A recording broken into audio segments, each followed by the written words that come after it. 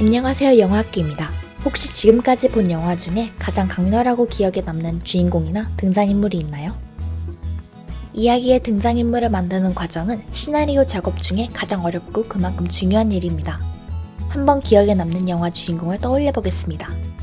한시도 긴장의 끈을 놓칠 수 없게 하는 인물이거나 밉지만 미워할 수 없는 인물이거나 너무 공감이 가는 인물이거나 처음 보는 신선한 인물일 수 있습니다.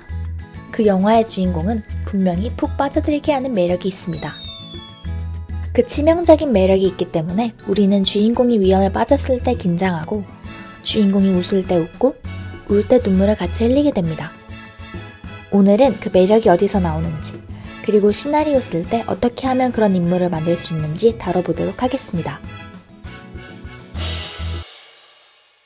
매력적인, 살아있는, 입체적인, 참신한, 리얼하게 느껴지는 다 같은 말입니다. 매력적인 인물의 대표적인 특징에는 4가지가 있습니다. 첫 번째, 시나리오 전개 과정에서 이루고 얻고자 하는 것이 뚜렷합니다. 극적 욕구는 주인공이 추구하는 것, 즉 이야기의 목표입니다. 주인공의 욕구와 필요는 영화 안에서 주인공을 움직이는 목적이 되고 동기가 되고 힘이 됩니다. 영화 반지의 제왕에서 프로도의 목표는 단 하나입니다. 바로 절대 반지를 운명의 산으로 가져가 반지가 탄생한 곳의 불길 속에 넣어 파괴하는 것입니다. 이 강한 목표는 영화 반지의 제왕의 스토리를 진행시키는 중요한 엔진과 같은 역할을 합니다. 그렇다고 그 목표가 타노스처럼 우주 생명체 절반 없애기 정도로 크지 않아도 됩니다. 영화 내 친구의 집은 어디인가를 보면 주인공 아마드의 목표는 실수로 가져온 친구 공책 가져다 주기입니다. 이렇게 영화에서 이루고자 하는 것이 뚜렷할수록 관객들은 더 빠져들게 됩니다. 두 번째, 개성 있는 관점을 가지고 있습니다. 관점은 어떤 사람이 세상을 보거나 생각하는 방식입니다. 영화 세렌디피티의 주인공 사라는 만날 사람은 어떻게든지 만난다는 운명적인 사랑을 믿는 인물입니다. 영화 쇼생크 탈출의 앤디와 레드를 보면 희망에 대한 관점의 차이를 볼 수 있습니다. 레드는 희망을 위험하다고 하지만 앤디에게 희망은 감옥에서 버티게 하는 강한 힘입니다. 이런 인물들의 관점들은 주인공이 세상을 보는 방식에 영향을 주고 인물은 그 관점을 가지고 행동하고 반응합니다. 세 번째, 구체적인 태도가 있습니다. 태도는 어떤 일이나 상황을 대하는 자세를 의미합니다. 긍정적이거나 부정적이거나 낙관적이거나 비관적인 것 등이 태도입니다. 영화에서 행동과 대사를 통해 인물이 어떤 사람인지 보여주게 되는데 주인공의 구체적인 태도는 그 인물을 더 매력적이게 만듭니다. 영화 니모를 찾아서의 한 장면입니다. 인간에 의해 포획이 되어 사라진 니모를 찾기 위한 유일한 단서였던 고글을 놓쳐버립니다. 그 상황에서도 도리는 긍정적입니다. 이번에는 영화 벅스라이프의 주인공 플릭입니다. 사고를 치고 개미 무리에서 거의 쫓겨나는 상황인데 혼자 큰 벌레를 찾는 모험을 떠난다고 생각합니다. 이런 구체적인 태도가 시나리오에서 인물을 만들 때 꼭 필요합니다. 네 번째, 어떤 변화를 겪습니다. 변화는 우리 삶에서도 끊임없이 생깁니다.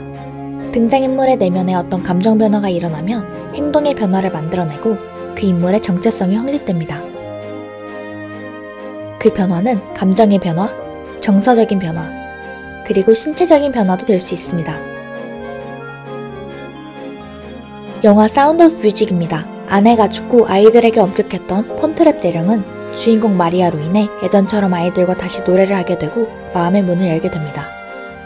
영화 미녀와 야수의 야수는 본래 모습인 왕자의 모습으로 되돌아오게 됩니다. 다시 한번 정리해보겠습니다. 이 4가지 요소가 갖추어진 등장인물은 매력적인 등장인물입니다. 영화의 등장인물은 정말 중요한 역할을 합니다. 관객이 영화에 몰입해 허구의 세계로 들어가는 가장 강력하고 신속한 방법은 관객이 진짜라고 받아들이는 행동을 하는 등장인물을 통해서입니다. 이렇게 우리는 관객을 이야기 속으로 끌어들이기 위해 관객이 자신과 관련짓거나 동일화할 수 있거나 최소한의 흥미를 불러일으키고 조금 더 알고 싶어지게 만드는 등장인물을 창조해야 합니다. 아무도 평범한 주인공의 평범한 일상을 보고 싶어 하진 않습니다. 그럼 등장인물을 만들어 보도록 하겠습니다. 인물이 매력적이려면 관객이 인물에 이입, 동일화가 되어야 합니다. 그리고 등장인물에게 이입되거나 동일화가 된다는 것은 인물이 하는 것 모든 것을 믿게 만드는 설득력이 있다는 것입니다. 시중에는 시나리오 관련 책들이 많습니다. 각각의 책마다 등장인물을 창조할 때 접근하는 방법이 조금씩 다르지만 공통적으로 강조하는 것이 있습니다. 바로 등장인물들이 관객의 흥미를 자아내고 모든 것을 믿게 만드는 설득력을 가져야 한다는 것입니다. 많은 시나리오 책들이 강조하는 방법 전기 쓰기는 무엇일까요? 전기는 등장인물과 관련된 정보에 대한 서술적 묘사를 의미합니다. 등장인물 전기는 출생부터 이야기가 시작되는 지점까지 등장인물의 역사를 담고 있습니다. 이 부분이 등장인물의 역사를 담은, 즉 인물을 형성하는 부분이라면 이 부분은 영화의 시작부터 끝까지가 해당되고 인물을 드러내는 부분입니다.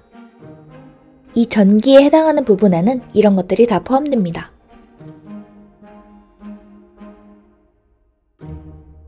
관객들이 이 내용들을 다 알고 있어야 할 필요는 없지만 시나리오 작가는 모두 알고 있어야 하고 인물에 대한 모든 질문에 답할 수 있어야 합니다.